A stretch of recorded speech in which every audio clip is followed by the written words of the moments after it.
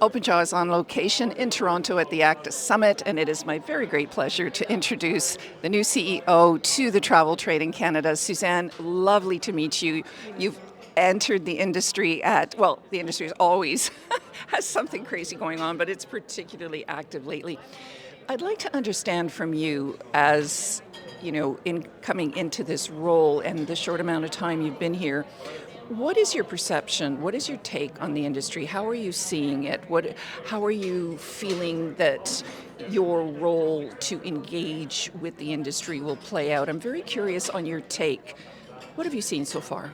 What I've seen is an industry that's incredibly vibrant and extremely connected. Many are decades in the industry. I've been welcomed in an extremely warm way.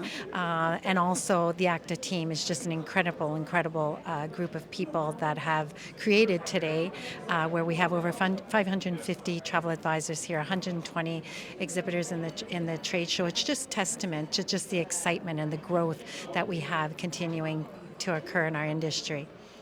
I'm sure you know that with Wendy's tenure, ACTA shifted tremendously to being very engaged, very communicative, and really, picking up the baton and fighting for the advisors in Ottawa. I understand you have a very good background in lobbying and in this type of engagement. Tell me about that.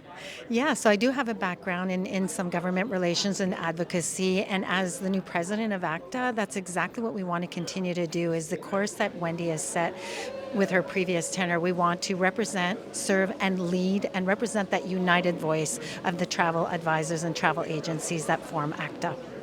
Now, one of the things you've already done, which I'm very impressed with, is prior to the summit, you sent a letter to Premier Rob Ford telling him that this is going on and expressing the importance of the travel industry and the travel trade to the province and, of course, to Canada. What was his reaction? We're very grateful. Premier Ford sent us a letter this morning and basically acknowledging our event and acknowledging travel and contributing billions of dollars to Ontario's economy. Look, travel is trade and travel is an economic driver, and that's exactly what we're going to be messaging to government, both at the provincial and at the federal level. This is a very, very important part of our economy.